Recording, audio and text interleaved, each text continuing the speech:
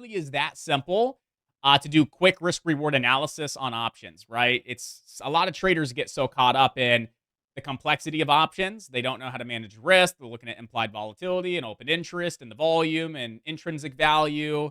And it's just all of these variables, right? There's a lot of things that dictate the premium, the risk, reward, the way a contract will move, right? So sometimes in the very beginning, it could be a little challenging, right? It seems a little complex. Like, do I really know how to gauge my risk reward with options? And again, it's super, super, super simple, right? It's super simple. It all just, again, going back to what I just said, it starts with how much are you willing to lose on the trade?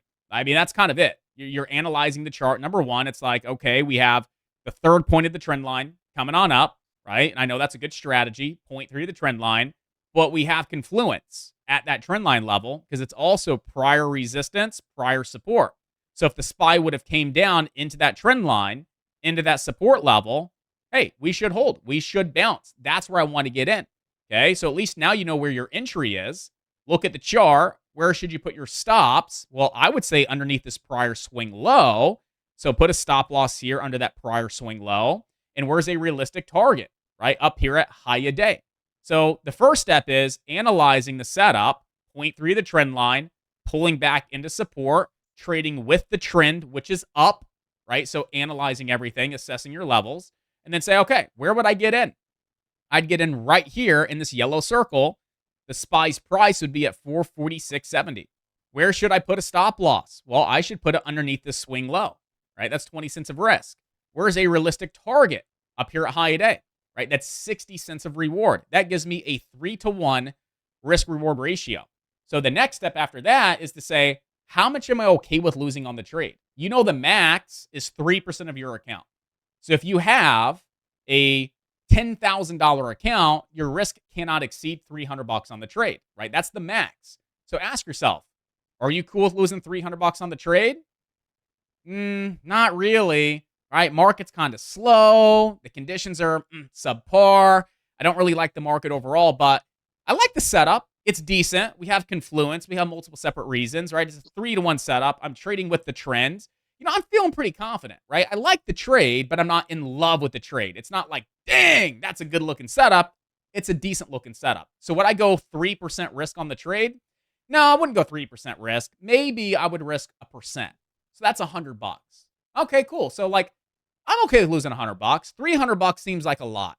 But based on those reasons of not in love with the market, but decent enough to make some money, and I see the setup, it's a good setup, and there's confluence, I would risk $100.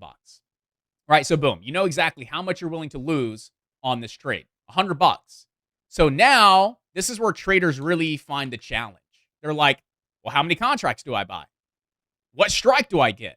Like, I think the SPY's going to go to 450. Do I go buy a 450 call because it has to be in the money, right? For me to make money? No, that's the biggest misconception with options is a lot of traders will go through this process and say, I'm willing to lose $100 on the trade, but that's where they get stuck. Like, what's the next step? What strike do I buy? What expiration? What's the delta? What does the delta represent?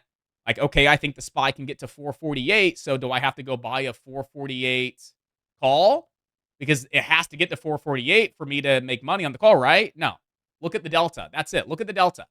The delta is going to tell you everything. So let's say you find a delta with a 40, 0.40. That's $40 for every dollar the SPY moves, right? So for every dollar the SPY goes up, for every dollar the SPY goes down on a 40 delta, your option will go up by $40 or your option will go down by $40, right? So it's that simple. We know for every dollar move that the SPY makes, up or down, the option will fluctuate by $40 up or down. So now we know that on a 40 delta, what that represents. For every dollar the SPY moves, my option's going to go up or down by $40. So now I can do some math. I'm risking 20 cents on the SPY's chart, right? What does that equate to based on that delta, right? The delta is for every dollar. So how do I do that math to figure out what the delta would be, the movements of the option for every 20 cents, right? Just do some math. It would be $8. So if I had a 40 delta options contract, right, and I risked 20 cents on the SPY's chart, right, that's going to lose me $8 on the contract. I would lose $8 per contract. If I bought the 40 delta here and got stopped out here for 20 cents of risk, and I sold that one contract, I would lose approximately $8 per contract. Let's round it up and say $10 just to make it an even number. 10 bucks per contract with a 40 delta. Perfect. At least now you know for every contract you have, okay, with a 40 delta and 20 cents of risk on the SPY's chart, you know what that equates to. That's a $10 loss per contract on this trade. You just told yourself you're okay with losing $100. So how many contracts could you buy? You can buy 10. 10 calls at this price, okay? You would risk $10 per call if you got stopped out. So $10 per call times the 10 calls is $100. So just like that, you now know what delta defined, right? How many contracts you can buy to not exceed that dollar amount loss that you've already accepted, $100 based on your risk on the chart.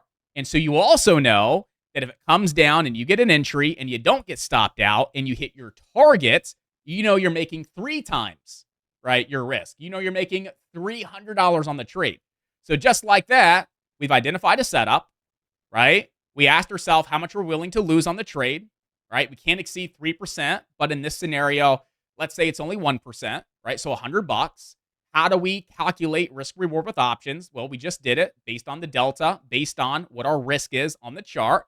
And then we just simply do some math to figure out how many contracts we could buy, right, to not exceed that dollar amount loss that we've just accepted based on our risk parameters on the chart, right? So again, just like that, we're able to really gain a lot of clarity as far as what's our risk to reward on the trade. How much are we risking? What is our profit, right? How many contracts can we buy? What does the delta have to be to, again, meet those parameters? And then simply sit back, wait for the trade to set up, and wait for the trade to come to you. So building plans when trading options is the same way as building plans if you're taking shares. It's the same thing. Entry, target, stop loss. Dollar amount risk can't exceed 3%, right? But now you just have to do some extra math. What's the delta? How much do I lose per contract based on my risk on the chart? And then how many contracts can I buy? It's super simple, right? There's a few extra steps, but it's still the same process of building plans and assessing risk, just like you would with trading shares.